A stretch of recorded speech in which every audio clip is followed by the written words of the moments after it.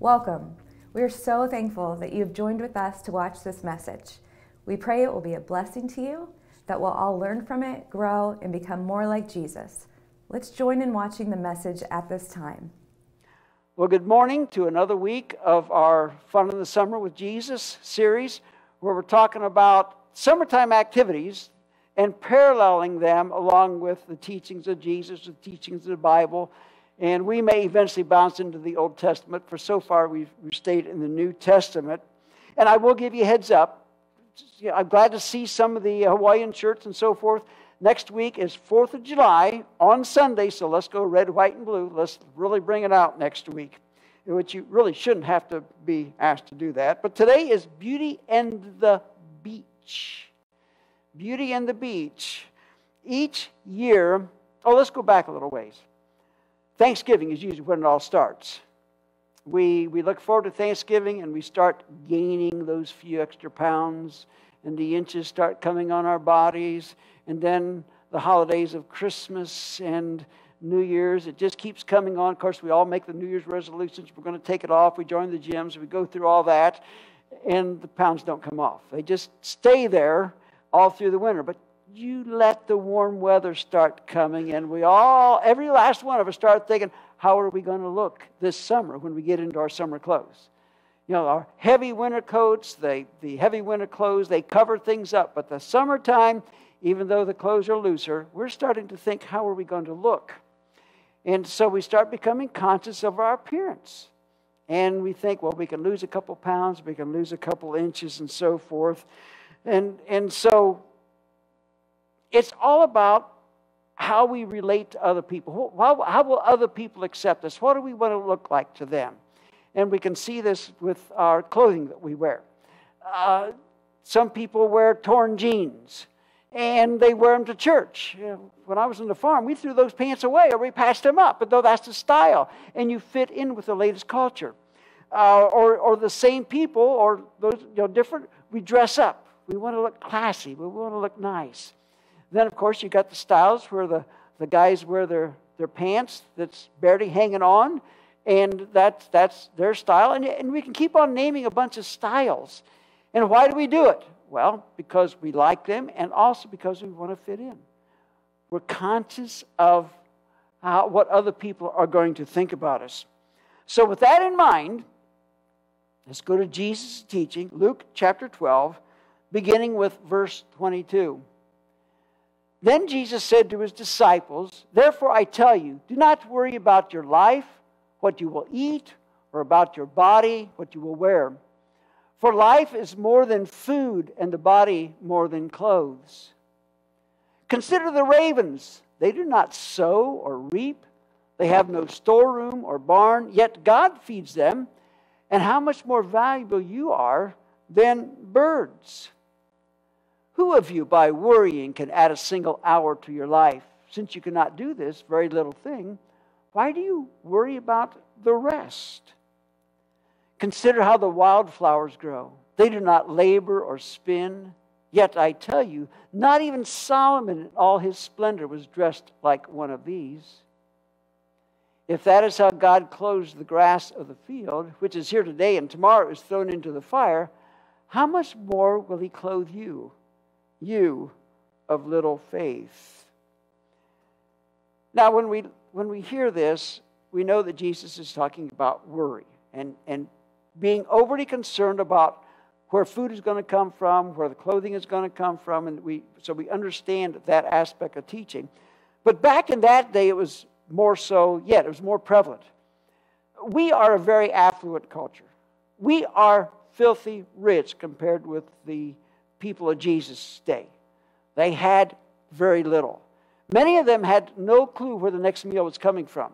Whatever they were eating today, whatever they had no guarantee that they would have the same thing or didn't know where the meal was coming from tomorrow.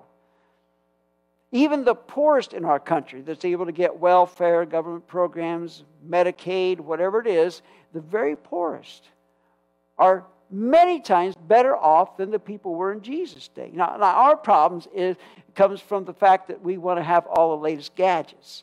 We have to have all the modern appliances, so therefore we think that we're poor if we don't have them. these people had very little in Jesus' day.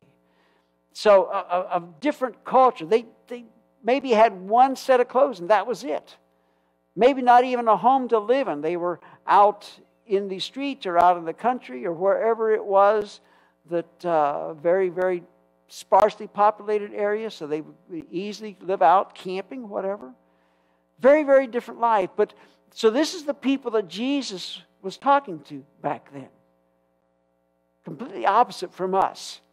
So with all that in mind, and they were putting their hope in God according to Jesus' teaching, not in the government, not in the Roman government, not in the Israeli government. They were on their own. So with all this in mind, we can easily see that this teaching of Jesus has nothing to do with us today, right? No. It has a lot to do with us today. Now, there's a couple of different directions we can go with this. Since we never worry or fret over anything, we're going to leave that aside because we got that all down, right? We've all got faith in God. We never worry. Now, we could easily go there, and we're not going there today. What we're going to do, we're going to go to the other aspect of our appearance. Thus, beauty and the beach. What do we look like? How much concern do we have? And see, that's where we as Americans in this culture can get overly concerned with our appearance. Overly fixated with how we look. And that's where we're going.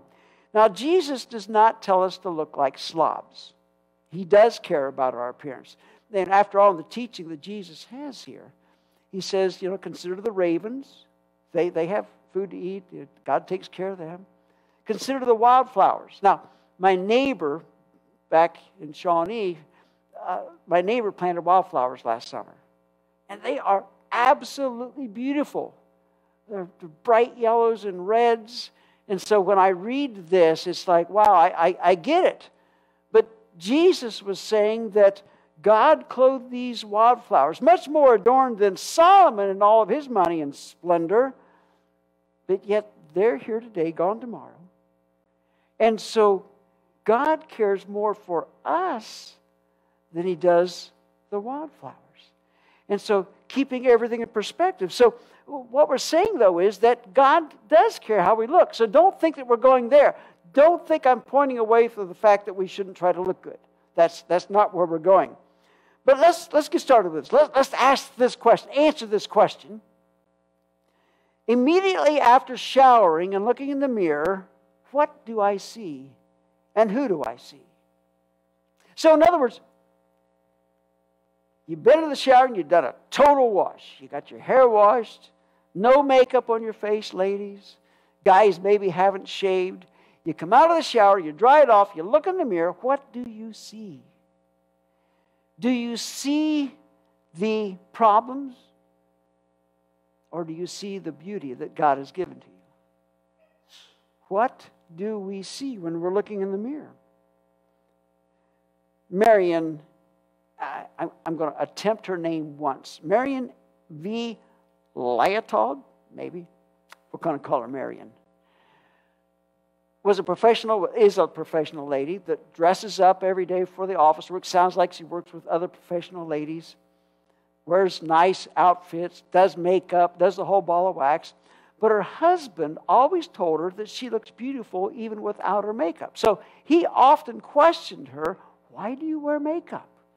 And so one time he started pushing her a little bit more. Not as jabs. He really thought she was beautiful without the makeup. So he was trying to impress on her. And so he asked her, why do you wear makeup? And she answered, and he asked her a little bit deeper, and she answered, till finally she realized, maybe I ought to try it 1 month with no makeup. And so she did. 1 month, no makeup. Here's her experience. The first week, she avoided eye contact with all of her coworkers. She was certain they were judging her, that she was ugly or sick. She was uncomfortable in her own skin. She felt unattractive. Now, haven't we all been there to the point we felt unattractive, like there was something wrong with us. Maybe we were sick for a while, our face is a little gaunt, or maybe a little more pale or whatever. And haven't we all felt unattractive at some point in time? And it's a weird feeling. You think everybody's looking at you. You think everybody's seeing that, oh, I just, I look terrible. So to overcome her anxiety, she started smiling more. And she stopped focusing on herself, and she started striking up conversations with and about other people. In other words, if I'm talking to you, I'm going to talk about you, not me. Which really isn't that what we're supposed to do anyway? And she tried to compensate for this fact that she felt so ugly without her makeup on. And then she realized it was not about how she looked. She started realizing what the important things of life is. She understood it was about how God knit her together. How that God had given Marion this her blue eyes and her brown hair that came from her parents. How He gave her this chiseled chin with a little bit of a double chin that came from her grandmother. That her nose was just a little bit too big for her face, but yet it's what God gave to her. And she realized, look, when God was forming her in her mother's womb, God didn't come and say, hey, Marion, what kind of nose do you want? What color of hair? God didn't ask her. I can't remember God asking me. And I doubt if God asked you either. And Marion realized that the way that she was put together is how that God wanted her put together. So she hadn't really been judging herself all this time. She had been judging God. And that humbled her. So you see, when we start thinking about these things, and here again, we're not saying that makeup and looking good is bad. We're just saying, be careful how we are looking at ourselves and caring for ourselves. Problem comes, that's not what our culture is telling us. Open a magazine or go on the internet or the TV commercials. You got to have this special facial cleanser. Then you got to have the special facial cream. And then you got to have the base you put on, and then the makeup, and you got to have your hair cut a certain way. You got to wear these clothes. You got to buy them from this place. You got to look this way. You got to be in fashion this way. And it's see this gets all of us guys and gals both. It applies to all of us that we can all get caught up in our looks and trying to fit in with everybody else. And that's not what it's all about. Now, we're not denying this, and we've all been there. When we were teenagers, the pimple right before the date that showed up right there on the tip of your nose or on the forehead. And you think, oh, that's all my date's going to see, or you're going to be in the class play or whatever it is, and you've got to get up front. Everybody's going to see it. Or there's the aging process, which many of us are getting caught up into right now. Yeah, it happens. Life happens. We're not saying it's bad to work on the improvements. We're just saying to what extent are we concerning ourselves over? And to what extent do we look at ourselves and maybe devaluing God's choice on what He's made us to be compared to what we actually are? Now, you might say, well, we're adults, we don't get caught up in that. Well, all you got to do is look at the movie stars. How many times have you watched a movie star and all their movies or singers, whatever it is, and then all at once you look at them and you don't hardly recognize them because they've had this facelift and their skin's pulled way back, and it's like, who is this?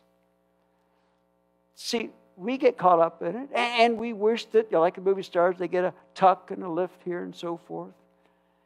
And so we can start thinking like that also, except we maybe don't have the ability, like the movie stars, to do those things. Just remember that God made us as we are, and let's not get overly concerned. Let's make a nice attempt and let it go on from there. And let's not forget, God made some of us different body shapes and sizes. We've all seen people that had the bottle shape. The abdomen, the thighs, they're big. Top is small. We've seen the other way, the chisel shaped, broad shoulders, Small abdomen, small stomach, small buttocks. We've seen the round shape, and we've seen the plank shape. We're all shapes. We're all sizes. It's how God designed us. We can make little improvements, but let's not get excessive over some of these things. And the same principle applies to the clothing that we wear, which we have a whole lot more control over the clothing than what we do of our appearance. The fashions, the expenses that we go to, that we want to look like everybody else. We want to match with everybody else. You might say, well, I don't try to dress to look like others. Yeah, you do. No, you don't. Yeah, you do. I can prove it. Now, I'm going to ask for a show of hands pretty soon. I had about half the first service congregation that were liars, and the other half wasn't lying. You're shot. You've been overworked. You're just tired. You need the break. You need the rest. And you can't wait for that time that you can just stay home and just veg out. I don't mean veganism. I mean you just get a loaf the whole day. So the day arrives, you wake up, you slept a little bit longer, and you get up and say, I'm not even going to get out of my pajamas, which is more or less the ladies' style. The guy's style is usually we'll put on our sweats or whatever, and that's how we go around the rest of the day. We even pull the blinds or the curtains to make sure nobody's going to see us because this is our day. And so maybe we don't even wash our face. There's no makeup. Maybe you brush your hair. Guys, you don't shave. And you just feel so relaxed and so good until that knock on the door. And then you're in a panic. The blinds are pulled, right? Nobody's going to say, I'm not going to answer the door. I'm not going to go to the door like this. You're not going to go any place except it is acceptable to go to Walmart late at night in your PJs or your sweats. That's the only place. I don't understand it, but okay, whatever. Now, how many of us, not gone to Walmart, but how many of us have been in that state where we just kind of loafed all day and we just, half of you are liars. Oh, okay, there's more of you fessing up when we put it in that perspective. Okay, whatever. I've done it. You know how I remember? Because that was a day that I was in Cincinnati in seminary, and it was just, okay, I'm just going to be in my sweats all day. So I got the loose cotton top on, I got my sweatpants on, they're torn at the bottom, and I tripped over them twice that day. Caught my toe on it a couple different times and fell down. That's how God says, we're going to remember this day so you can use it in a sermon sometime. So we do care about how we look. Let's continue with Jesus' teaching. Luke chapter 12, let's skip a few verses, go to verse 35. Jesus continues, be dressed, ready for service, and keep your lamps burning, like servants waiting for their master to return from a wedding banquet, so that when he comes and knocks, they can immediately open the door for him. Jesus says, be ready for the return of the master. Be dressed, ready for service, and keep your lamps burning. Now, he's not talking about our clothing. He's not talking about what we wear. He's talking about, are you dressed properly inside? Are you mentally prepared? Are you spiritually prepared? For what? The Master's return. For the second coming of Jesus, which, by the way, could be our deaths. Whatever we, however we're going to meet Jesus, are we prepared? Spiritually and mentally prepared. And so Jesus emphasizes this inward beauty over the outward beauty. Thus, our next point.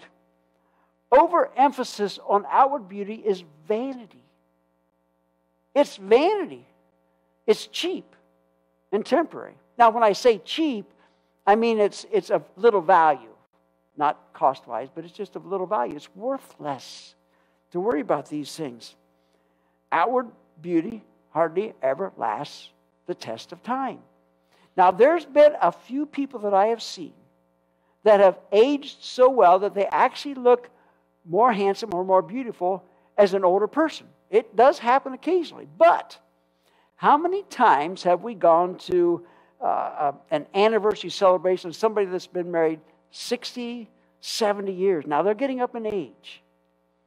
And we go to the celebration, the family there, friends and neighbors are there, and we're having a good time. And then we come to the photos. And you see this wedding picture of this really thin young couple, and he is so handsome and she is so gorgeous, and then you look over at them and you go,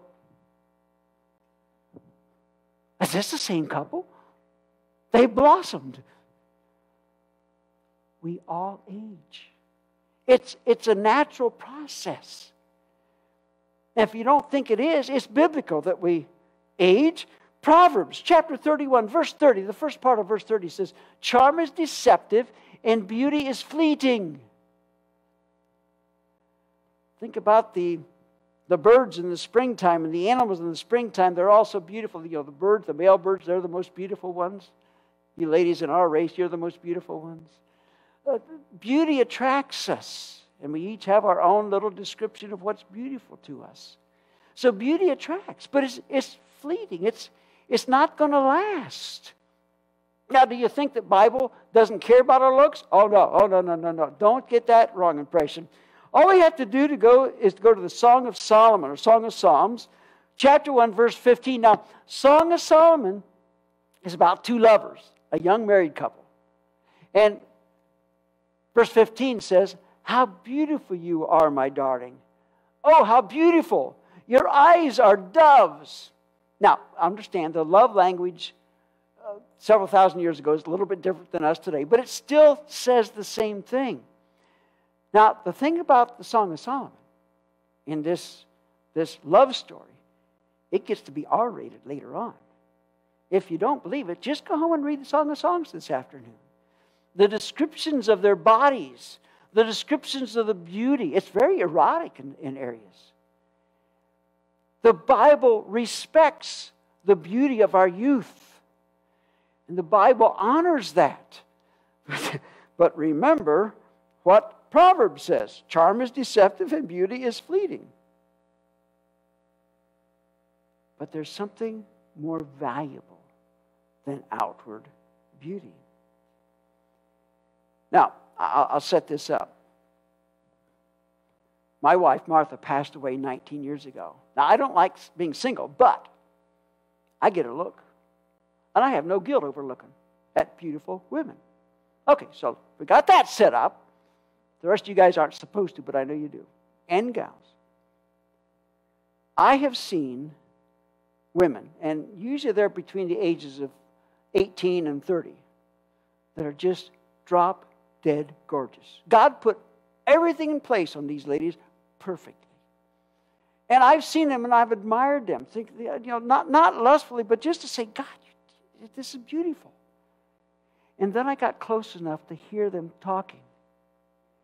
And the filth that they're vomiting out of their mouth, the language, the profanity, the sexual words, it's just, by all the respect I had for them, just went poof, it's gone. And you gals have probably seen this with guys, that you see this handsome hunk, probably in the same age range. He's chiseled. If he lifted his shirt, he'd have six-pack abs. And you think, God practiced on Kenny, but he got it right on that guy there. And then you get close enough to hear what they're saying, or you see what they're doing. And it's like, God, you've got this masterpiece of a guy, and he's just trashed everything that you've done. I'm sure we've all seen it. We've all experienced it. Jesus warns us about such inward garbage late in his ministry. He was sick of the Pharisees. Of course, he's also getting toward the end of his ministry where he's got to get them ticked off at him enough in order to crucify him. So it's all in the plan. But Jesus is just railing against the Pharisees because they seem so pious and religious on the outside, but inside they're full of hypocrisy. They tell you how to live, but they don't live that way themselves. And so Jesus is calling them whitewashed sepulchres, full of dead men's bones, and just really telling them that you're hypocrites. You're great on the outside, but inside you're terrible. Earlier in Jesus' ministry, he had another round with the Pharisees. Jesus' disciples were eating without washing their hands. Now, I know, we wash our hands because of cleanliness, but the Pharisees were questioning Jesus because they weren't ceremonially washing their hands, which was set up by the religious elders, the Israelite religious leaders. You had to wash your hands a certain way before you ate. And Jesus' disciples weren't doing this. So the Pharisees came to Jesus and said, you've got to get your disciples washing their hands this way. And Jesus answered them. Matthew chapter 15, verse 11. Jesus said, what goes into someone's mouth does not defile them, but what comes out of their mouth, that is what defiles them. It's not about what you eat and drink. It's about what comes out. Now think about this beautiful woman and that really handsome guy I was describing. It wasn't their outwardness that was describing them, who they were, defining them. It was what was coming out of them that was defiling them, that made them so unattractive. And this is what Jesus is saying. It's what's on the inside. You see, our point is that God desires inward beauty. God looks at my heart. Our words and our action reveals what's inside of us. Going back to late in Jesus' ministry when he was chewing out the Pharisees, he told them that clean the inside of the cup and the outside of the cup will be clean also. Now you might hear that and say, well, what's he talking about? If I'm going to wash a cup in the sink, I'm going to clean the inside and I'm probably also going to wash the outside. I'm going to clean the entire cup. Well, that's not what Jesus means. He's saying that if you are clean on the inside as human beings, as godly people, then you will be clean on the outside because of what's coming out of your mouth. Clean the inside up, your spirit, your mind, your soul, and what you say and what you do will reveal your cleanliness. Inward beauty is vital. Outward beauty is not that worthwhile. We go to the Apostle Paul. He wrote a letter to the Galatians. This is an example of inward beauty. He says the fruit of the Spirit. So think about these things. He's describing what the Spirit looks like inside of you and what he's going to reveal. Galatians chapter 5, verse 22. If you have the fruit of the Spirit in you, and you're really revealing what's in you with the Spirit, you're going to reveal love, joy, peace, patience, kindness, goodness, faithfulness, gentleness, and self-control. Beauty. All these attributes that a godless person doesn't have, the godly person does have.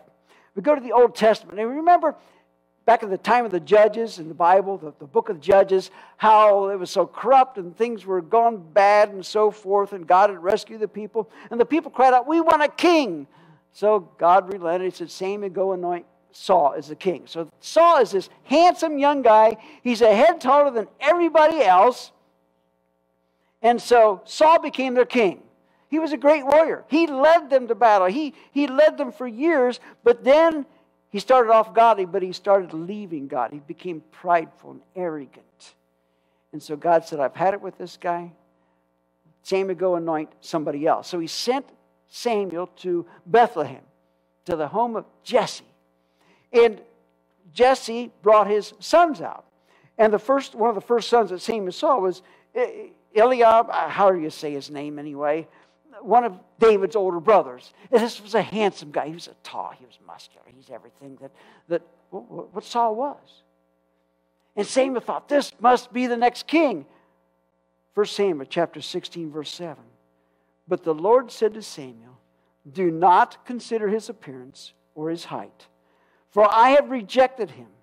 The Lord does not look at the things people look at. People look at the outward appearance, but the Lord looks at the heart. God looks at our heart. This summer, as we head to the beaches, as we head to the pools, and we want to look good at the backyard barbecues and all the places that we're going, it's okay to look good. It's okay to do the makeup and the hair coloring and all the things that we do. It's okay. But let's keep things in perspective. What's the most important thing? It's what's in our hearts. It's what God sees on the inside, not what people see of our looks. And when we're clean and when we're godly on the inside, then we're going to reveal that through our actions and our words. Father in heaven, help us to get this point. That people look at the outside, but you look at the heart. Help us to remember that as Christians, we are your children. I am your child. And Jesus is my older brother. And if I want to look like anybody, I need to look like Jesus. So that when people see me, they see Jesus. They see the family that I belong to in the heavenly aspect of things. So, Father, keep our perspective in line with where it belongs. Yes, it's okay to look good. Yes, it's okay to look handsome and pretty. But let's focus on inward beauty. Help us to look like Jesus. And it's in His name we pray. Amen. Thank you for watching the message. If we can help you in any way, we ask that you please contact us. Check us out on our website, rouscupchurch.org, and that's spelled ROUSCULP church.org. You can find information there on how to contact us.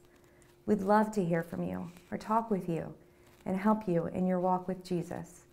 Thank you once again for joining with us.